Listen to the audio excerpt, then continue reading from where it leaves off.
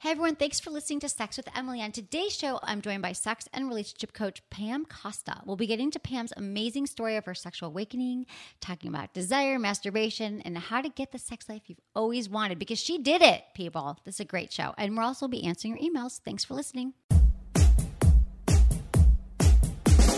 You know how I'm always encouraging you to get a little more adventurous in the bedroom? Well, our friends at Sport Sheets, you know, the ones who pioneered easy-to-use bondage gear, have just released the perfect products for your next adventure, the all-new Midnight line.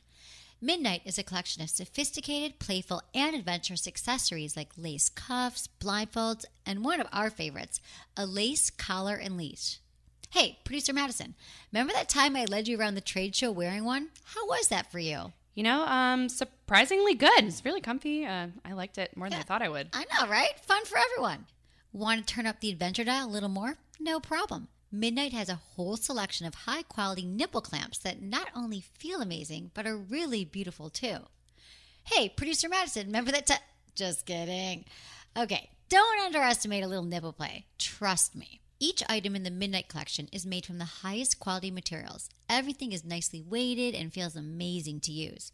These are really the perfect way to bring a little special twist to your sexy playtime.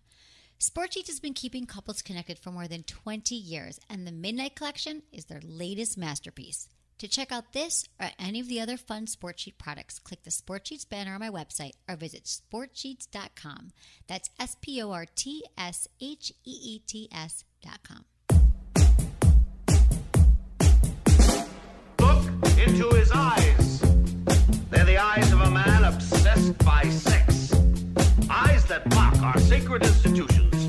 Bedroom eyes, they call them in a bygone day. Hey, Emily, you got a boyfriend? Because my man E here, he just got his heart broken. He thinks you're kind of cute. A girl's got to have her standards. Oh, my. Do women know about shrinkage? Isn't it common knowledge? What do you mean, like laundry? It shrinks? Can we not talk about sex so much? Are you kidding me? Oh my God, it feels so good. Being bad feels pretty good. But you know, Emily's not the kind of girl you just play with.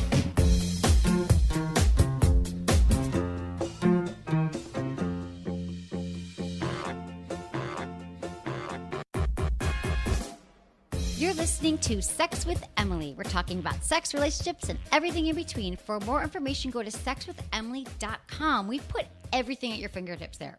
You can subscribe to the newsletter, our social media, and most importantly, subscribe to the podcast. We love when you do that. And while you're there, you can shop by store and you can support our amazing sponsors. And of course, check out all the content. We update every single day. I've got an amazing team, and Pam's actually here today. She's one of the contributors to our website. She's got an amazing blog. And so check that out. And it's all at sexwithemily.com and at sexwithemily on social media. So you all know how much I love lube. If you've been listening to the show, you know that I think lube is the cornerstone of every, no, it's not the cornerstone of your relationship, but it could be of your sex life. And I want to lube at every nightstand. And so Joe, I love their lubes. And they're like, well, Emily, we were just talking one day. They're like, what is your dream lube? Like, if you could have your own lube, what would it be? Which, you know, is so hard sometimes. Someone's like, what do you want? You're like, oh my God, I can have what I want. And then you're like, your brain freezes. I'm like, oh my God. And I actually have some ideas of like what it would be. But I thought, you know what? I want your help. So, and by the way, we've been talking about this for a few weeks now, and we've had like 900 responses. So I just want to thank everybody who went on and took like this 5-minute survey. That's really, really easy. You go to sexwithemily.com/dreamlube. You take it. And so you take the survey, and we also asked some questions about the show. And you guys have had great feedback. I'm actually reading all of them, which is weird for me, but I actually sat and I'm like, love hearing your responses and your feedback. So it's been amazing. And they're going to help Joe create a brand new lube that we all designed together, which is fun. Oh, and also 10 lucky participants will receive a Joe prize package worth $100. I actually think it's more than $100 because they send us these packages all the time that are like, we're so happy. Like, you're like, oh my God. And they make this kind of lube and this kind of massage roll. I mean, they have great products. So it's sexwithemily.com/dreamlube, or just click on the Dream Lube banner. And I'm going to talk to Pam. Hi, Pam. Hi, Emily. I'm so glad this day has come. I know, right? Yes. Pam is amazing. Pam is a sex and relationship coach, and she's the founder of Down to There. which is a blog at downtothere.com. And Pam has an amazing story, and we've been posting her blogs on our site.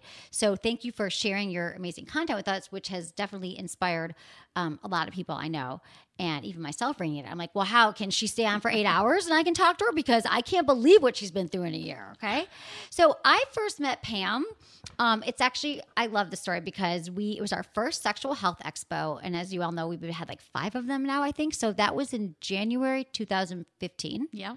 Okay. So Pam came and she's with her husband, who's adorable. And they were so cute. And they came up to, I don't mean to like infantilize you. They're a beautiful couple. And they were just adorable because they came up to the table. They were holding hands. We had a booth there and they were like, just talking to my whole team, and they were excited. I think you were just kind of starting out on your journey. Yeah, we really were. It was pretty early on. Was that like your first kind of... I think I had just started blogging publicly, so the journey between us had been going on for maybe a year, 2 years. Okay, so it already... But it was like more public at that point. Well, you made an impact on my staff because they're like, remember, and you used to work at Facebook. So I think they called you the Facebook couple. But you don't both work at Facebook, but you did, right? Yes. And they're like, remember the amazing couple, the Facebook girl? Like they just loved, they talked to you all the time. I think we gave you the prizes that did we give you like, there were some balls. Kegel balls. Yeah, we're like, well, they have to win, of course, because we just love you. So then, so that was that. And, and we loved you. We always remembered you that way. And then, as you all know, I've been taking my somatica training. I think, what are we coming up on our last weekend? We are. Yeah, we're almost done. I'm kind of sad. Me too. I feel like I'm going to miss everyone. I know, It was such a like, I don't even know that, well, we'll get into that, how to process it all, because my brain explodes. So Pam's there, and she's one of the assistant coaches there now. And you've been through it all. The somatica, she's like it's helped you a lot on your journey, I know. And so that's how we've reconnected. So it's been great, and to get to know you through this way too. And you're still adorable and smart. And now you have just this really powerful story. And it's funny because actually somebody in our class said to me, because there's like 60 people in our class. There are. It's a big class. Yep. And I said, because we're like, well, how'd you get here? How'd you get here? And he said, oh, I actually heard Pam speak at a conference, and I can't believe she actually had that, issue of really low libido, and she'd been with her husband for 20 years, right? It was 20 years. Yeah. And she realized like how to jumpstart her libido, explore sexual, and she did what I want, what needs to have my relationship. So I came to somatica because of you. Yeah. So, and I know that you've touched hundreds of thousands of other people's lives as well. So we're going to get into your story, which I can't wait. But first, a little bit of sex in the news. Oh, fantastic. Fantastic. Okay. You have the accent too. Oh, yeah. It happens sometimes, Chicago, doesn't it? Right? Yeah. Midwest. Midwest. Mm-hmm. It comes out, the long O's and stuff. The long O's. Yeah. I love it. I just felt very much at home. We can talk with the accent the whole time now. We could do like new dating app, Date Miserable People, launches in Phoenix. Should I just do it with my accent and the long A's the whole time? Okay, so there is a new dating app. It's called Date Miserable People. You've probably heard the expression, misery loves company, and if that holds true, a new dating app should be very successful. The app, Date Miserable People, launched right in Phoenix this year, and the guy said he created the site so people could engage in online dating while keeping it real and honest without feeling intimidated. It's an online platform that allows people to engage in online dating honestly and within the realities of their daily lives. And he said he personally has been through the trial, the founder of it. He's been through the trials and tribulations of all the online dating sites and has experienced the intimidation of feeling inadequate because the majority of people post that their life is so perfect. So he's like, everyone is like, my life is perfect. I love walking on the beach, and I love travel, and I love hanging out with my friends. But that's not who they really are. He's like, they're really miserable. Is probably what he's thinking. So he said, so that's why he called it this, because misery is completely subjective to each individual. A member might be 50 years old, still live in his parents' house. Another member might be having a hard time getting over the passing of a family member. Someone else might not have any friends or family. Some people are just miserable in general, he says. So it's what each person considers it. There's no ranking or measurement on who's miserable. You can't be like, I want someone who's like a 10 on the miserable scale. There's not that. It's just like everyone there is suffering in some way. So it's called datemiserablepeople.com. And I'm just not sure how this is going to play out. I know I'm going to go date someone miserable like me. I don't know how that's going to Yeah, like you're going to be niche. Like, why don't just like give me the layers of misery here? Right. You know, I'm envisioning like those, you know, those Facebook posts that everyone, you know, it's like, oh, all the shiny things that are happening in people's lives. And then there's that one friend that like posts that really awful, but like real story. It's like, it's just an app for them. Yeah, exactly. Well, maybe that's what they should do. They should partner with Facebook and be like keywords, like people who are miserable or angry and have a lot of those. People don't like their post. They just do the sad face on their post or whatever you do now. Yeah, like, whoever gets the most sad faces. Yes, we just slot those them straight people into use app. this app because I think you don't want to lead. You want to actually lead with like, I'm going to try to make myself happy. You don't want like, if I'm miserable and you're miserable, we'll just become more miserable together. I'm just wondering like what the profile photos look like in this app. Right, and you're just crying on your bed eating Ben and Jerry's or something. If it doesn't have a box of Kleenex or ice cream, it's like over. You can't. Exactly. You, like, can't you don't look that miserable in that picture because you were skating and you look really happy. You're skiing. Yeah, no. I don't know. That's not my jam. So, but I'm all for dating online. You missed the whole dating online thing. I know, right? It's like 20 years ago. It's kind of, there was like not, I mean, maybe lucky. Craigslist then? I don't know. Yeah. No, you're lucky. So how did you meet your husband? We met in college in the dorms. I know. It was a long time ago. Yeah. That's amazing. Yeah. Okay. So you guys met in the dorms and then you started dating right away? Yeah, well, he was upstairs from me, and I kind of had my eye on him, and I had not had a tremendous amount of dating experience, so it was kind of like forward of me to be like hitting on this guy, but I told my friends, I'm like, yeah, I'm interested in him, and I think they said, oh, he wouldn't be good for you. Oh. And that was it. Like, I was like, well, then I am on this. Why'd they think he wouldn't be good for you? I don't know. Maybe your friend really wanted to bang him or something. That, you know, that could have been. Probably. Yeah. You know, we don't know back then that our girlfriends, Yeah. So you're like, well, if he's not good, then he will be good. And that will make him good. So then you started dating freshman year. Sophomore year. Okay, yeah, sophomore year. Yep. And we dated all through college. And I think we actually broke up like our first summer apart. But it didn't last because I think we saw each other every weekend. Right. Yeah. Like we're broken we tried. up. We were like 5 hours away, but still one of us made it, you know, those 5 hours every weekend. Okay. And yeah. It was probably over by then. Right. Yeah. Wow. So then you've done this. Yeah. That was 21 years ago. God. I that's know. amazing. We just realized we've been together more of our life than we haven't. Right. Wow. Like Yeah. truly your life partner.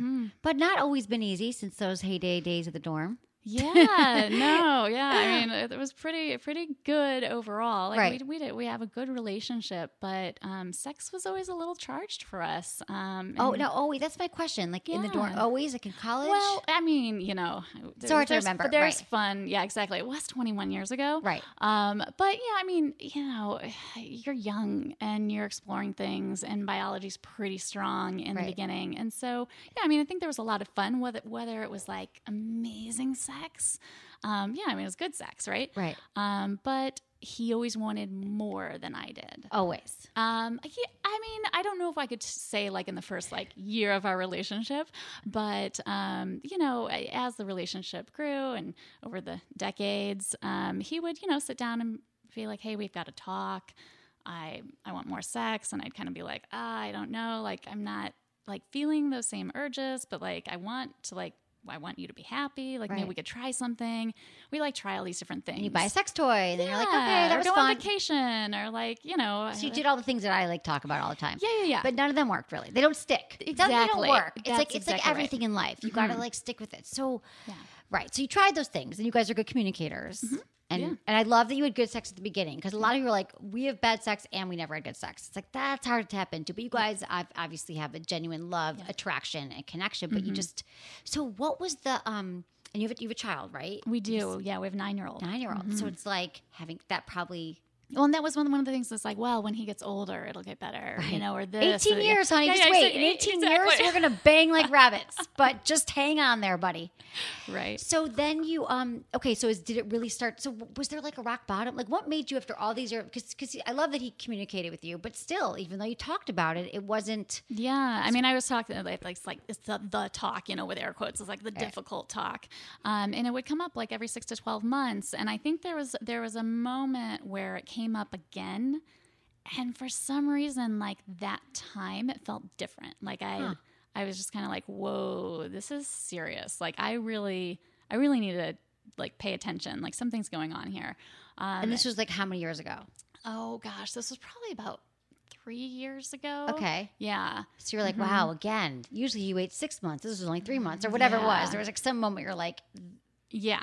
And so I agreed. I was like, okay, I'll go to my OB. I didn't know where to go, honestly. I didn't know what to do. I was like, is there something wrong with me? well, first, can I ask, were you taking any medications or I on the pill? wasn't. Nothing. No. Okay. And you're No. healthy. You're like, Yeah, we were done having kids. He had had a vasectomy. I was like, great. Like, there's no hormones going in me. Like, all these like things that we had wondered about had been kind of written off at that point, right? and you're like, I just don't want to have sex.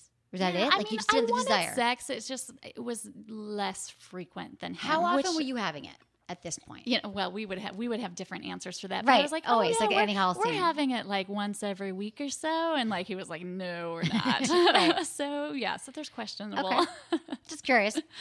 Yeah. So, okay. So then you had this moment. You're like, I got to do something. So you went to your OBGYN. Yep. I went to her and she said, yeah, your hormones are all normal. You know, she ran the blood test. Damn. just to You're like, make God sure damn it. I know. wasn't even wrong Just for be the one time. biology. It'd be Right. so much easier. And she's like, yeah, well, you could like take testosterone. And she's like, but that has side effects you might not want. Your clitoris could become like yes, the size your of your clitoris thumb. can get big. And I was like, like, could that be good? No, Right. no, I don't For want like a that. minute. Yeah. Yeah. And she started telling me her story. And she basically said, like, this is so common. So many of my patients have this issue. And she told me her story, and it was really similar. And she said, you know, I had good experience going to this therapist. Here's my therapist's number. Wow. And she basically said, like, the medical community doesn't have a lot for you, but here's my therapist number. And I called her, and she was all booked. And then I called the 6 referrals she gave me, and they were all booked. No one was accepting clients. And were they That's how sex busy. therapists? Yes. Oh, God.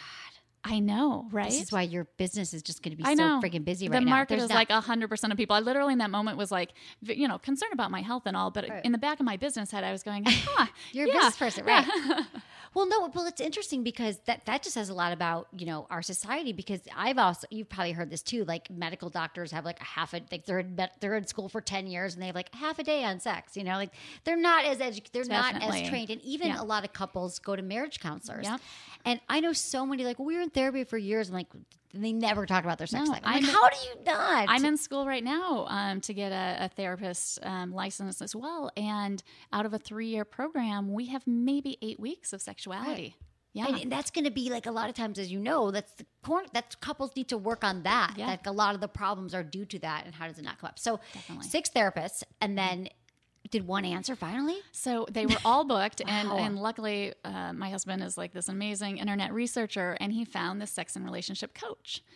And I was kind of like, a coach? What is a coach? Right. You know, what is this? Right. Like, so come on, you can do it, Pam. Go have sex. Wear this jersey. It'll look really sexy on you. Cheerleader, yeah. So we started chatting over email, and I really liked her, and I thought, sure, like, what do I have to lose here? Right. Yeah. Okay. So you went, and can we talk about who that is? Yes, absolutely. Okay. So okay, it's good. the creator of Somatica. Okay, so it's Celeste or Danielle? Danielle. Oh, you went Yeah. to Danielle. Yeah. In my brain, I always thought you were Celeste. No, so I was with Danielle. She was like 4 blocks from our house. It was like it was meant to be. Oh my God, I Yeah. love this. Okay, so back up.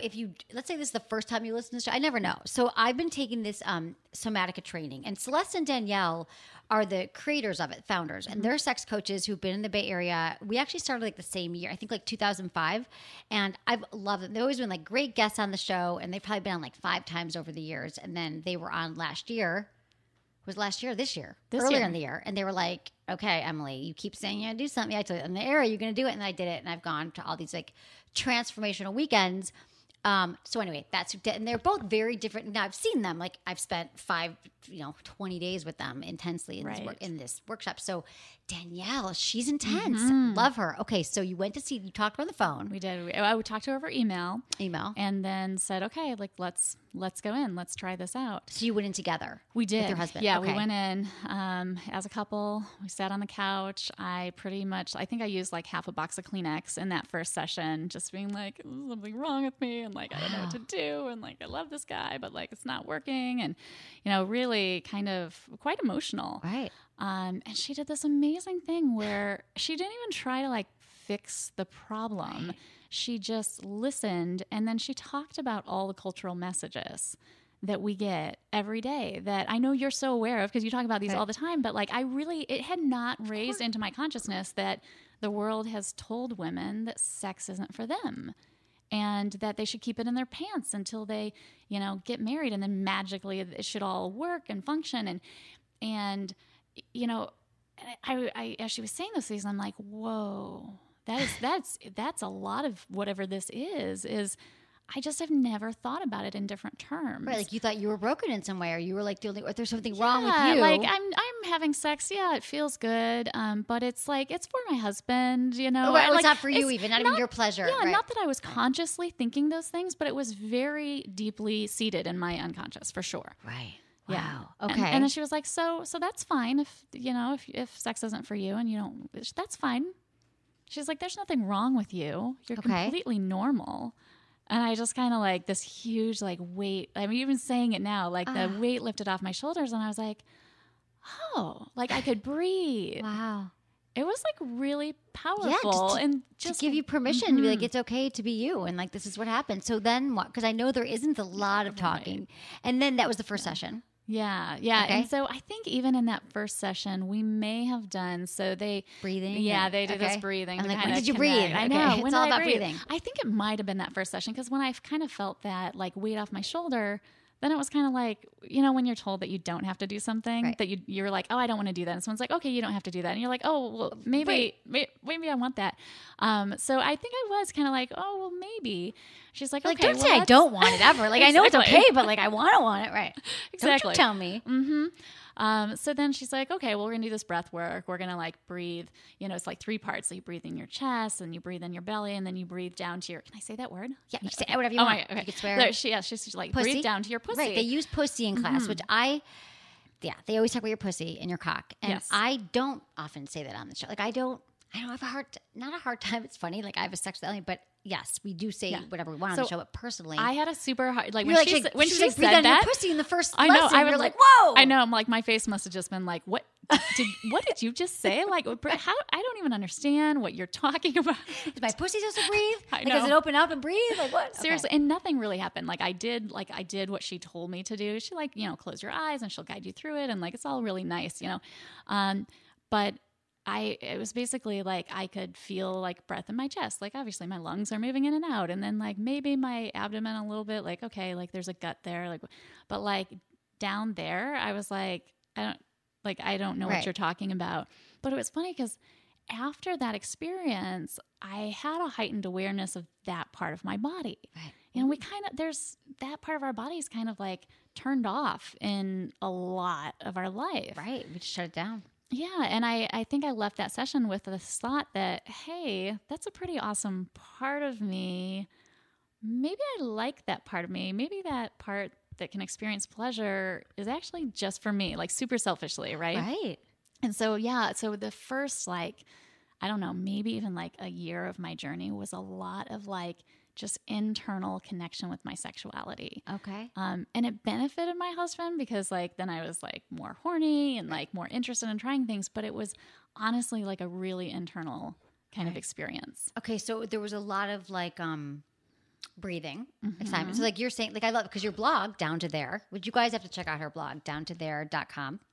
And all your social media is at Down to There, right? It is. Everything's down to there. Yep. And anyway, so that's why you call it Down to There. It's like breathe down to yeah. there. Well, you know, what do you mean? so this is the funny thing about that. So my mom helped me with that name because I was like, oh, I want to start this. I've been blogging and I want to put it out publicly, but I don't know what to name it. And I'm talking this over with my mom. Right. God bless her that she's willing to listen to these conversations.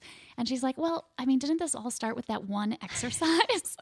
So I'm like looking up online. I'm like, no one has this name. This is amazing. Yeah. Mm-hmm. That's a really good name. Yeah, it's good. Okay, so then you started breathing, and then your internal thing, was it more through?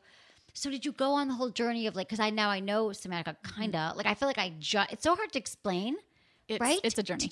It's a journey. Like it has totally been a journey. Like the first time I came back, I was like boundaries, and then I was talking more about. I'm trying to remember what else I talked about. Just all the things you go through, but there's so many facets to it. But I was wondering if when you say your internal thing, was a lot of it about like what you fantasize about, like your erotic. Definitely. I mean, it had struggling with that. Yeah, so many things. It's like at first it was a very sensation-based thing for me. It was like, okay, what do I like? And just in the world, I'm like sitting here like rubbing my fingertips together, right? It's like, what in the world do I like? What is, what gives me lots of sensation? I mean, it could be as simple as like drinking something or like a hot shower, or like that really fuzzy blanket, or just like all these things that I'm like, wow, I really like that. And so it was that type of thing. And then it did kind of morph into fantasy, which I didn't have any fantasies. Right. Okay. So let's talk about that. Okay. So that's a big part of it. We've talked about this on the show about your, like, whether you got your core erotic theme or your erotic movie, but that's a big part of it. Is it like fantasy's okay? We all have fantasies. And if we don't, go out and find your fantasies. Right. It's a good journey because it helps you, you know, get in the mood for sex, helps you get in touch with what you really want. Fantasy's amazing. So tell good. Tell me about your journey. So you're like, what? I have no. We were sitting there on the couch, and she was asking, like, you know, what helps turn you on, or helps kind of, you know, turn you on more, and you know, and my husband was talking about like fantasies, and I was like, oh, it's sensation. Like, I want sensation. I want to feel something. I want to feel like want to feel my pussy, and I want to feel it getting tense, and like all these things. And so I like have to close my eyes and think about that. And we both kind of looked at each other like we're from different planets. Like, I was like, I don't understand what you're talking about. He was like, I don't understand what you're talking about.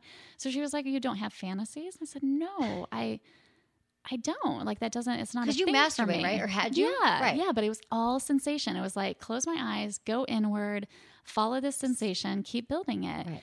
And I realized what was happening. And again, it's those societal messages. Like, you shouldn't fantasize about someone other than your partner.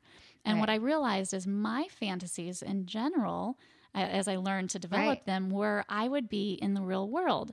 And a guy would, you know, cross my path, and I would have this thought like, oh, he's cute. And I would go, shut it down.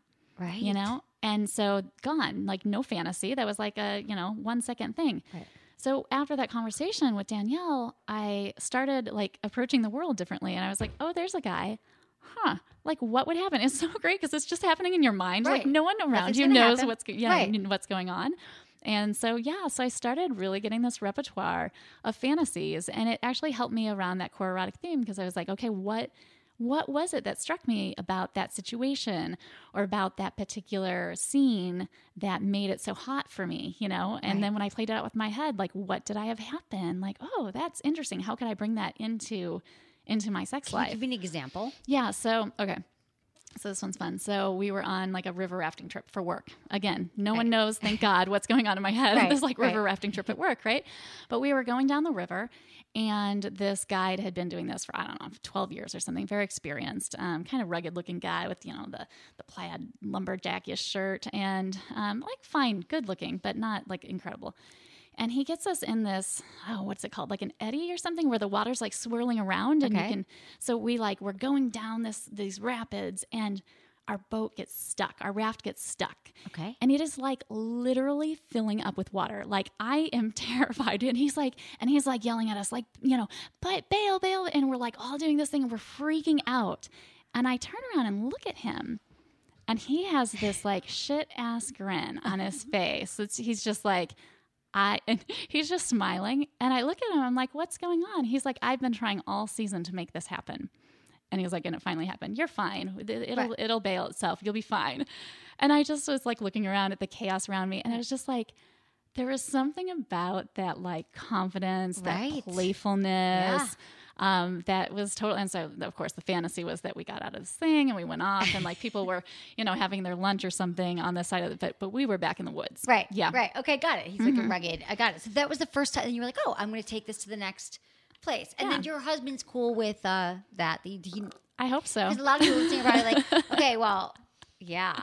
I mean, it helps for me. It helps keep sex and desire and eroticism more top of mind for me. If I have fantasy, if I have a toy that I'm excited to try, if I have whatever that we've been talking about, a flirty email or something, you know, all of that stuff makes, I think Celeste and Danielle call it like keeping the pilot light on. Right. You know, because otherwise it's like, do you want to have sex? Oh shit. Like, I got to get the matches out. And I got to start, you know. Exactly. So you've learned to keep your pilot out through all these different exercises that kind of are somatica and probably whatever else you've. Right. Because, okay, so you've done a lot of things. So this is what I find so interesting. So I've got a question for you. I know that you've done a lot of exploring. And when we come back, I want you to tell me about some of those intimate experiences. We're going to give a big shout out to our sponsors. So thank you, everyone, for supporting them and for listening to the show. We'll be right back.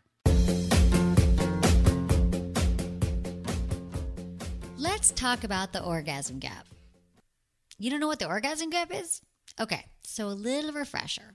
Men take anywhere between 6 to 8 minutes to orgasm during intercourse. Women, between 20 and 40 minutes. You see the issue here? There's like a gap. Even if you don't have an issue with premature ejaculation, the fact remains women take longer to achieve orgasm than men do. A lot longer. But you can take action. You can. For starters, more foreplay. Foreplay is not just a suggestion. It's actually mandatory. And to help you narrow the orgasm gap during intercourse even more, try Promescent. See, Promescent is a clinically proven, FDA-approved product that can significantly delay ejaculation. So, why is that a good thing? Because if you're able to last longer, you'll have less anxiety about performing. You can focus on being in the moment with your partner, enjoying sex instead of stressing about it. And your partner gets a benefit of a longer, more intense experience. Doesn't that sound much better? Does that sound more fun? No more gaps? A lot more sex, a lot more orgasms. God, this sounds good. Promescent is a topical spray that gets applied to the penis to improve a man's stamina. Unlike common delay sprays that make you numb, Promescent is quickly absorbed, allowing you to enjoy the sensations of sex. When used properly, it won't transfer to your partner, which, trust me, nobody likes. What other product can help you last longer, have better sex, reduce performance anxiety, and improve your relationship? Exactly, none. And it's easier to buy Promescent than ever before because now it's available at your local Rite Aid and Target too. That's right, you can run out, get some today. Of course, you can also click on the Promescent banner on my site or visit Promescent.com today. Okay, I'm back with Pam Costa. This is fun. I know. I'm having a great time. Okay, so this is what I can't wait to get into. So one of your blogs, I pasted it here. You wrote, ever since my husband and I started seeing a sex coach, I've been researching everything I can related to sex. And by researching, I mean attending class where I masturbated with a group of women, a workshop where my husband learned to tie me up, and a dinner where the waiters and waitresses seduced their patrons. One must not rest on our laurels, though, so I recently continued my research by dragging my husband to a class titled Polishing the Penis. I know. So I love this. I love your It's such a good experiences. list, right? It's oh my gosh. Oh my God, you've done so was it so through this therapy, you've done all these things. Which one of these like stands out to you as being like, I mean, I guess probably each time you come out of it, you're like that. But yeah, so I mean, like, if you would have told me if I would have done any of these things like a year ago, I would have just been like, you are insane. Or maybe 2 years ago. Right, yeah, I just wouldn't have believed it. This is a lot you've done, and they've all sort of fed into this to keep it top of mind. Yeah, I mean, definitely. To keep your pilot light is way on. Yes, it is. Yeah. I mean, you masturbated with a group of in front of a group of women. I did. So tell me about that. Yeah. So Betty Dodson, she is this like 86-year-old firecracker. If you ever thought you were like, oh, I'm like worried about growing older, like what's it going to be like? Like she is an excellent role model. She's incredible. So she's been doing these circles since like the 70s where she gets women together and she basically spends 2 days with them. The first day is genital show and tell, which is exactly what it sounds like. Okay. You get up in front of the room, you're like, hi, this is my vulva. Pretty For much. reals? Like you sit on the floor and like, like the little Pixar lamp and then like a mirror so you can see too. Like you're all, and everyone's like, like a foot away from you, like crowded around in a semicircle looking too.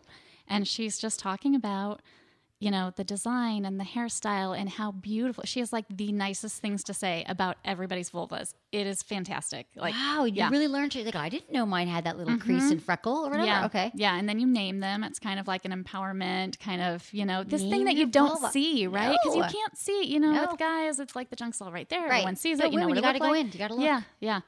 Wow. So that's day one. Okay, And then that's an intense day. It's pretty Okay. intense, but it's really crazy empowering. And then on day two, she has magic wand vibrators. And she does a little show and tell on that. And then there's basically, I think she calls it erotic recess, where you're just kind of laying around in a semicircle. You're not facing each other. You're all, all laying on your backs and kind of. Okay. You're just Masturbating? exploring. Yeah, Using the masturbating. magic wand? Mm-hmm. The same wand, or like you cleaning it? Does everyone It's get a one? little condom over it. Okay. Yeah. Wow. Yeah. So you're like is everyone like having orgasms together? And Yeah, pretty much. wow. Which is kind of crazy. And what was your takeaway from that? Well, so I really hadn't thought about the fact that I had not really taken ownership over my vulva. Pussy. You could say, yeah. Pussy. You could say Yeah, pussy. We're pussy. cool. Yeah, I like pussy. Yeah. Now you like it. Now I like it too. Now I'm okay with it. It's true. Not that I wasn't okay, but you know what I mean? It's just not the It's natural sexual, thing. right? It's not like my vulva, and which is a great, perfectly accurate word.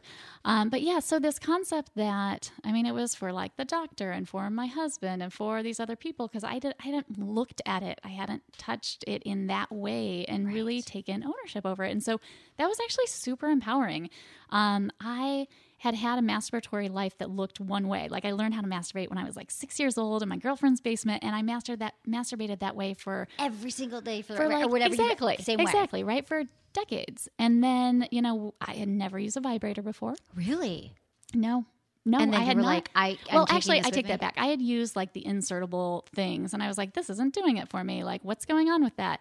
And then, of course, magic wand is external, and that, of course, is where all the magic is. And I was like, oh, like that's why I masturbate the way I masturbate, because it's like this. How would you? So, you were masturbating. You said on your stomach, yeah, right? I laid on my stomach and with my hands. Because that's off your blog. Like, I know a lot about you. Exactly, because it's about my sex life. It's so great. So yeah, I get a lot of pressure that way, and the magic wand is great for that. So then I was exploring all the ways I could get pressure. It was like I was doing the hot tub jets and like different toys. Look at you. And yeah. That's amazing. So yeah, I took that away. I own my vulva, and then I did a lot of playing with my vulva. Okay. I mean, you've done the fantasy, the vulva. I mean, you went and you just, so now are you feeling that you do want sex more often? It's like, is it really, I mean, I'm sure it's not like you're this perfect every day. You want to, yeah. I mean, I would say like my natural state, because I'll like really get into the flow with work or with just doing things and with friends and family and everything. And so my natural state is to not think about sex organically. Right. Like, okay, I think a lot of us can relate to that. Yeah, and I think that's true, and like that could very much be my default way of operating in the world.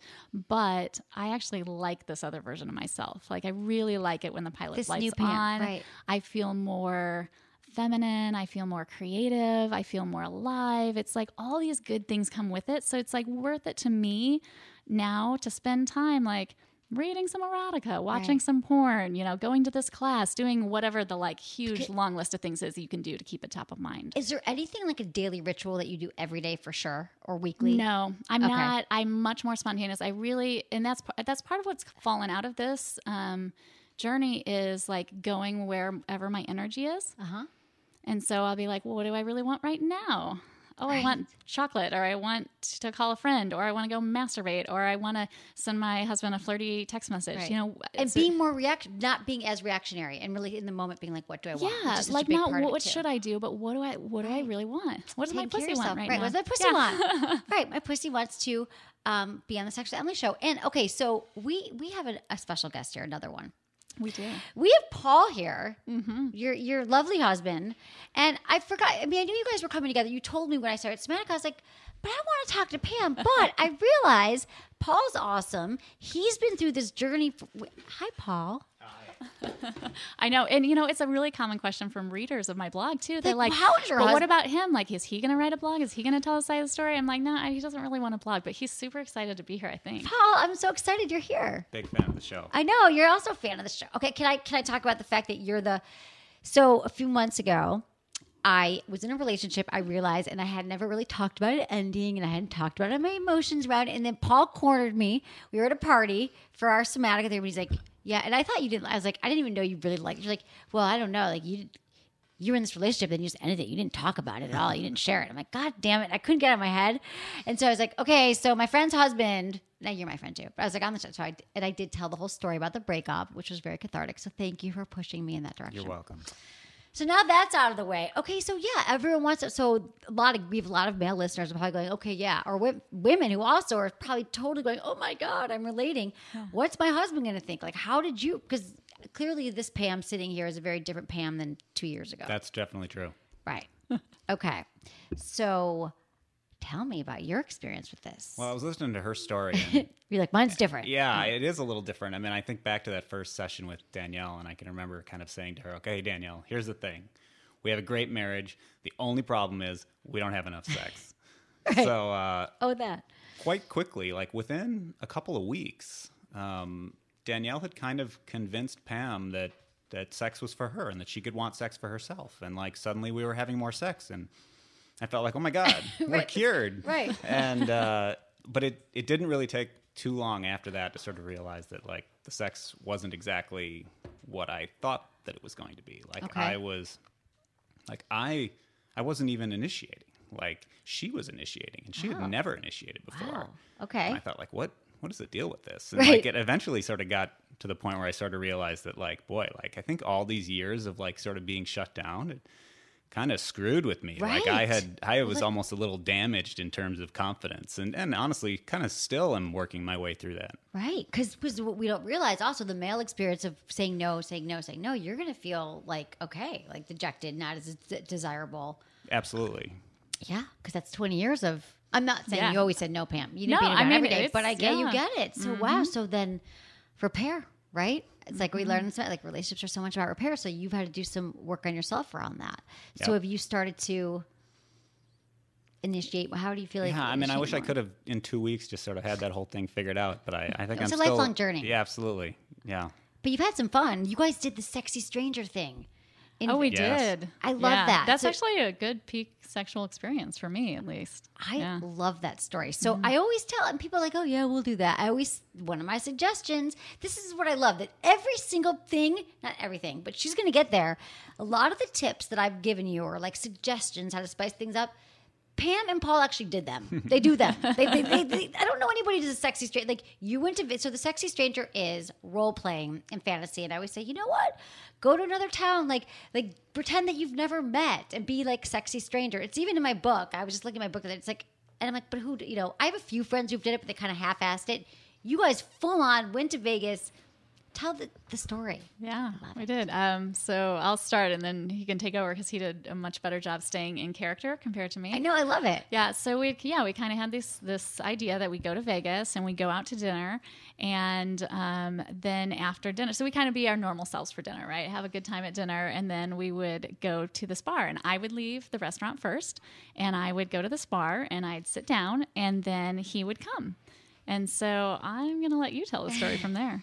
Well, I kind of created a fake persona, and which really helped. That was, I think, actually kind of key to the whole thing was having Yeah, that. So exactly. it happened to be AVN weekend in Vegas. How about that? And so I made myself like a movie producer. I didn't really say what kind of movies. And He was so mysterious. Yeah, so I came and I introduced myself as Drake, and Right? Right. you could immediately see this like look of shock on her face, like, oh, like we're doing fake Right, we're names. really Like, doing it. Right, I don't have my fake I didn't name. know we Right. were doing Totally fake did not. names. Yeah, so like it. I would highly recommend the fake persona. It really, I mean, if you're trying to act differently than your normal life, I mean, creating a fake persona goes a long way. And then you guys were able, I mean, I think we should have sent people to read your blog unless you want to get knowledge, but I feel like that, because we got so much to cover here.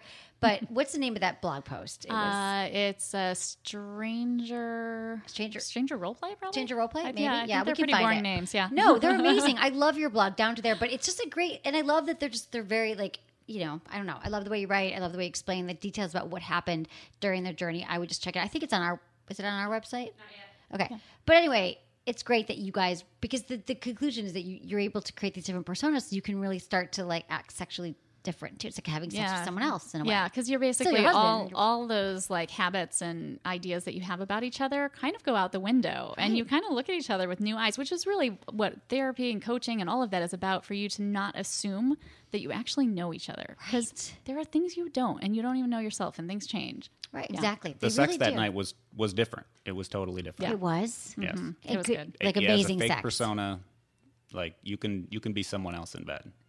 Wow. And you really felt that was like, because you were Absolutely. like dominant and dominator, and Yes. you're like, I can do this. Yeah. And then you were probably Oh turning. God, it was great. Like in the elevator, I was like, oh my gosh, this is better than I would have thought. See, I think this is, I love that you guys did this. What's up next then? Next thing you're going to try? Oh, I don't know. We used to be so good at like the classes and doing all these things. Well, and you've already done so yeah, many. I feel like we've got you some need to, vacations planned coming up, so that'll be exciting. Okay, well, you Next guys show. are inspiration. I love Yeah, it. next And you're show. right. And I love that you keep saying it's a journey. It's not like you're doing all these classes. Mm-hmm. It takes a while, but I love that you guys are it seems like you're at a completely different place Yes, now. that's true. And now you have to find new things to fight about, probably. But I just love this story because I just feel like so many couples are just don't realize don't think that they can ever get through this. Like, it's impossible. I can never talk to my partner about this. I can never. When you guys were not probably talking about it, you were having the conversation every 6 months, but you weren't like, what can I do? I think there's a shift from talking about what the problem is and all of the like, difficult things. And then there was the shift to being like, and to also feel like obligated to like meeting your partner's needs. But there's a shift when we went to Danielle to saying, okay, like, what are your needs? What are my needs? Some people, like, I didn't know what my needs were, and like to really pause and be like, what are they? And express them, and then see like where we have the opportunity to meet each other's needs and where we don't. And then you have to, process disappointment and all this stuff. And it was a really, like, we had been communicating, right, but not like that. Right. Well, no, but that's why I think Somatica is so amazing for couples. Like, I don't know any other tool, which is why I'm also taking the course. Like, I don't know any other tools for couples that I think that is this effective at getting people really to the root of it, and to like, to kind of stoking that fire again and rekindling the romance, or whatever you want. We always joke, like, how many ways can we say spicing up your relationship? But whatever it is, bringing back that spark. That's the thing I can never. I'm like, do I have to say that spark? But you guys are doing it. You're in it. Where we are today is well beyond where I ever thought we could be when we started coaching. And right. Yeah, and we never would have gotten there on our own. Right. Sometimes you just can't, because you're having the same conversation over and over again. Was there anything that sticks out for you as like, I don't know, Paul, like from the guy, like, was there anything that was really particularly challenging, or that you, like, advice that you could share what you've learned? Deep moment. I'm sure there is, but it just keeps coming back to the confidence thing. Like, I can't even tell you how damaged my confidence was, and I really didn't have a sense for it at first. It was so easy to put it on her for so long, of like, yeah, my wife doesn't want to have sex, right. So it's like the best excuse in the world, right? And then when that's taken away from you, suddenly, like, it's almost like this performance anxiety. It's like, right. Okay, now bring it. Like, be this guy that you want to be, and like, do it right now with very little practice. Yeah. Wow. And I like never had any appreciation for that when we were going through it. I'm like, oh, like, crap. Like, I created this over decades, right? And so, like, now, this journey has been so good that, like, I left my job out of tech and, like, went into this sex and relationship coaching career. And, like, it's been so helpful to, like, understand that is a real outcome of this type of dynamic, okay, right? So right. Yeah, because getting your confidence so back. Common. So, and I always say, like, you got to get your confidence. People always ask me, how do I get the confidence? So what would you say it was, just sort of communicating and peeling back the layers of what it was? Or part how of it. I also think that, like, guys in general get sort of really caught up in, like, not wanting to be a creep. Like, you get so much negative imagery of, like, this creepy guy, and nobody wants to be the creepy guy. Right. So it's like when you bring your sexuality into a certain situation, I know I had gotten like, oh God, like, don't be the creep. Don't be the creep. Right. It's so true. We hear that from the guys all the time. How do I not be the creep? And I kind of, if I've kind of come to any realization there, it's that you just got to kind of go for it. Like, right. Like, you just got to be okay with that being a possibility, because most of the time it's not. Well, it's true, and like, you'll know if you're going to be. Just the fact that you probably have the thought that you might be a creep, you're probably not a creep. Maybe. Yeah. Maybe you are a creep. Yeah, that maybe could be. She liked that shit. That She's is an like that entirely you're a real creep. possibility. But so you mean also, like, through that, you're like, oh shit, now I can have sex whenever I want, and now I have to ask for these things, and you're like, what if she judges me for this fantasy, which you guys after 20 years probably hadn't shared until now. You bet. Right. And now you're getting them all met. Yeah. Oh, Randy, did you guys have sex out there when you were waiting for me? Were we too loud? Yeah, no, you can never be too loud. You can never have too much sex here. I love that you're here and share your story. Thank you so much to both of you. Do you want to stay and help answer some emails? Absolutely. I would love that. Thank you, Pam. Again, her blog is down to there. And we also, I think every week when we're good at it, we're putting up different posts and stuff. So thank you for sharing that. And I really think if you check it out, or if you need a sex and relationship coach, you can go check out Pam. You can do it on Skype. Wherever you live. Yep. And I've just seen this as be some of the most powerful work. And seeing you, I mean, I'm sure I know you're awesome. So I know you could help people. Even just sharing your stories helping people. And also, wait, there's one more thing. Your circles, you want them to, people can join. Yeah. So I groups, think sex is such a taboo topic, and we don't talk about it with our partners. And we don't talk about it with our friends, and that's a real shame because everyone has similar experiences, and it just feels really nice to hear that. So I started, along with getting coaching, a group of girlfriends and I started meeting and talking about sex, and it was incredible. And after a year of that, like listening to what was happening to them in their relationships, it was equally powerful as to what's happened with us. And so I thought, wow, I can't keep this to myself. I want other people to get together and talk about sex, women, men, whatever. And so I create content. I put it up on my website for free. There's literally no strings attached other than being brave enough to ask your friends if they want to talk about sex. I love it. That's good. You're right. We really don't. I mean, I do. Yeah. I can't help it. Like I hear everyone's sex story all day long, but most people We've got do the not. same mission to get people to talk about sex. So I'm glad, and I never get tired of it. Okay, so now I'd love you both to help me answer some emails, right, from the people. Okay, everyone, if you have a question that you want me to answer on the show, that's awesome. Just go to sexwithemily.com and you click on the Ask Emily form, and you just submit it. And now there's a little button there you can check, yes, I would like to be called, because then we'll set up a call with you, and you can actually ask me that question live. It's going to be so fun. You can also leave me a voicemail. That's 818-ASK-SWE1. And always include your name, your gender, where you live, how you listen. That helps us. We love it. Okay. Ready, guys? Mm-hmm. Hi, Emily. I love your show and have been listening for the past 6 months. I discovered masturbation and have been able to make myself orgasm from a pretty young age and have masturbated most days since I was 13. I was a late bloomer to having sex, and I had sex for the first time at 21. 2 months ago. My boyfriend and I have sex 3 to 4 times a week, but outside of that, I have not felt the need to masturbate. Is this okay? I know the importance of exploring my body and still try to masturbate a few times a week, but only because I know it's important. I used to enjoy masturbating, and I would really like to get back to that place if you have any tips, or do you think I should just enjoy the sex and not worry about masturbating? I have a few toys, but predominantly just use my fingers for masturbating, by the way. Thanks, Jen, age 21. Well, I love that she's so self-aware about masturbation, and she's like still doing it 3 to 4 times a week and having sex every day. And she's 20. I mean, I feel like 21-year-olds are much more enlightened than when I was 21. She's know. like, I realize how important masturbation is, and the thing, like, I feel like when I was 21, like, masturbation was something you were kind of ashamed of. Exactly. And I think a lot of people, at this age, still think this, except for Jen, because she's been listening for 6 months. Maybe that's why. Jen, you're awesome. I love that you have. I didn't even know. I think I learned at 21 what masturbation was, and then I hadn't done it yet.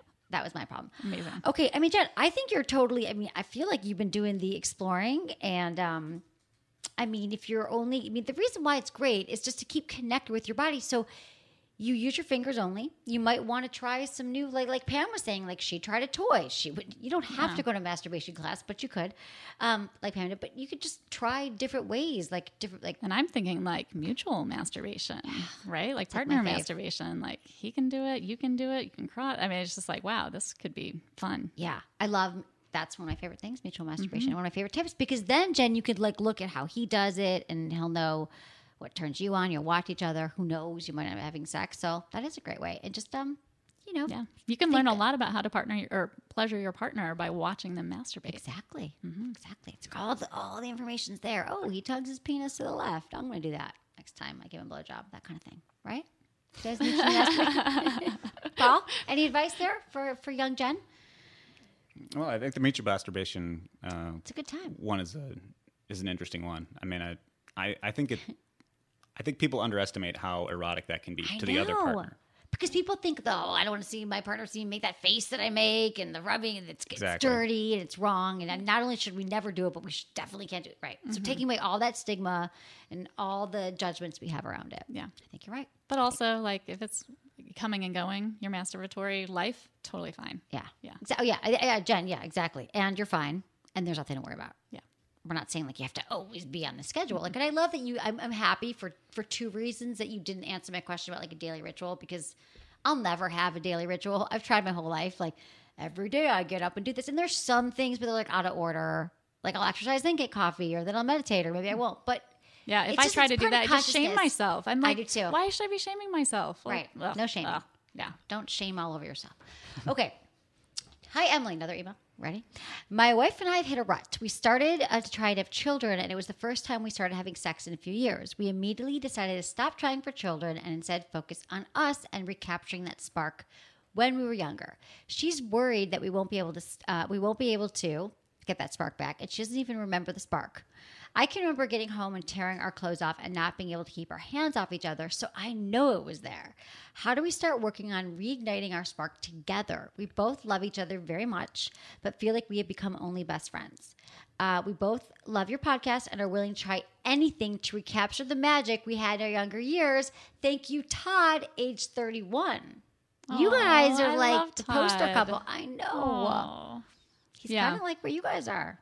Yeah. In a way, we're. Yes. Right?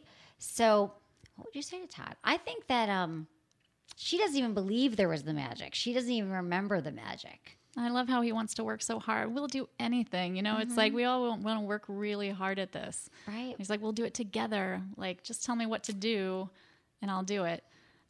Well, I mean, how much, not everybody, you know, you could call Pam. You could go see a therapist. You could do that. I mean, they've been together for, it doesn't matter how long, I guess, they're experiencing this rut. So, I would encourage them to talk about fantasies. I always think that's a good starting point too. Because I think a lot of us think that we have good communication with our partners, but I know that when we started talking about fantasies, like there's stuff that you're holding back that like you're worried about being judged by or whatever. And, you know, I think there's a certain point you can get to where you can be like, you know, that guy on the rafting trip, or you know that girl that girl that delivered the pizza today. Like I was totally thinking like I could take that girl right here. Like, and like you don't want, I didn't want to say stuff like that for like the longest time. And then like there's something about sort of getting past that point of communication in a relationship where you suddenly, this door kind of opens and it's like, oh yeah, like we can talk about anything. Like I can say things to you that are uncomfortable to me and know that you're going to accept them.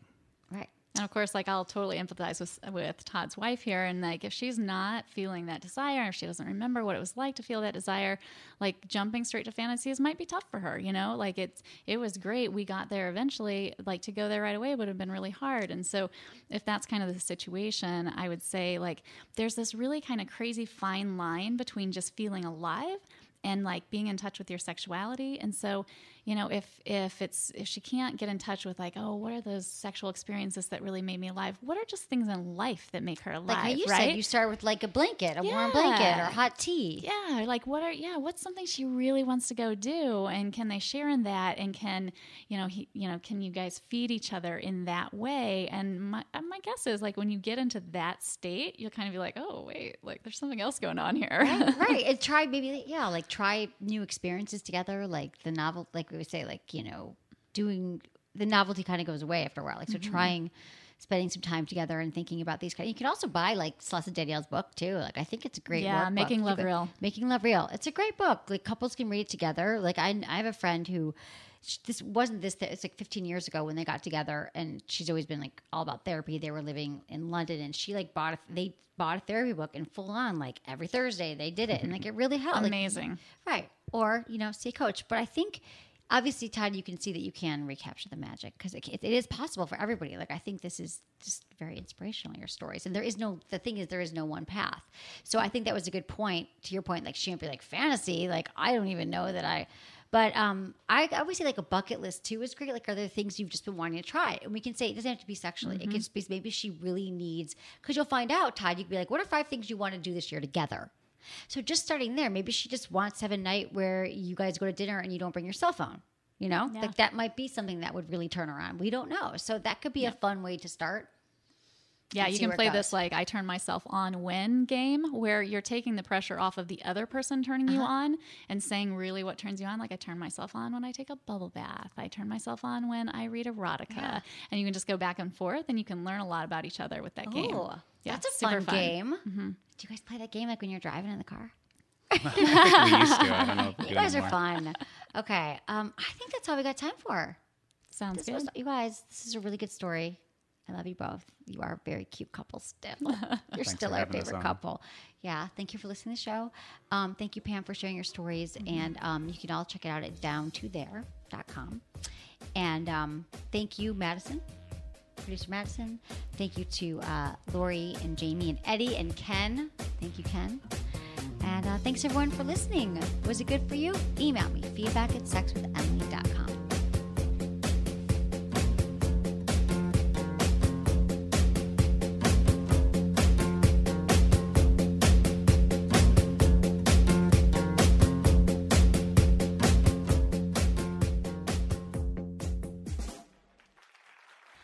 You know my mission in life is to help you improve your relationships and have the best sex of your life, right? Well, one of the most important things you can do to achieve that is to keep things fresh. Well, our good friends at adamandeve.com know exactly how to help you with that.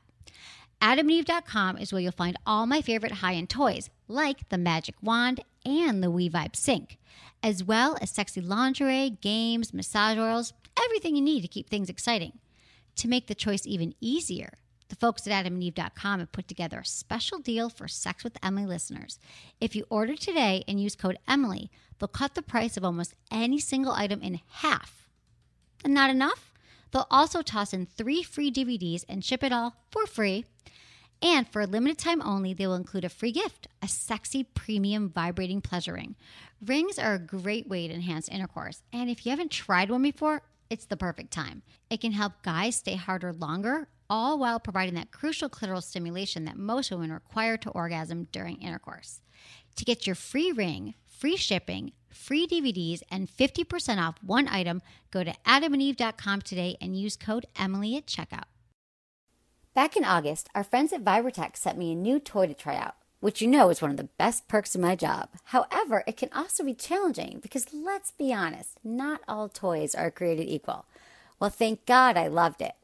You may actually remember Vibratex Mystic Wand, my favorite compact massage wand. Well, I'm thrilled to tell you that it's now available in a rechargeable version. Yay! The Mystic Wand Rechargeable is truly the perfect evolution of the compact massager. Of course, it has the same soft round head that you love for external stimulation, but that's where the similarities end. The Mystic's curved handle is super comfortable and makes it so easy to get into just the right spot. And Vibratex added 3 vibration patterns and 3 power levels, making the Mystic Wand Rechargeable one of the most versatile compacts around. We've been so excited to tell you about the Mystic Wand Rechargeable, and now that it's finally here, I want you all to check it out. If you go to the video tab on my site, you'll see a clip of me checking it out for the first time. My team also had a chance to try it out for themselves, and it was unanimous. They all loved it. The Vibratex Mystic Wand is available now. You can learn more at vibratex.com or by clicking on the Mystic Wand banner on my site.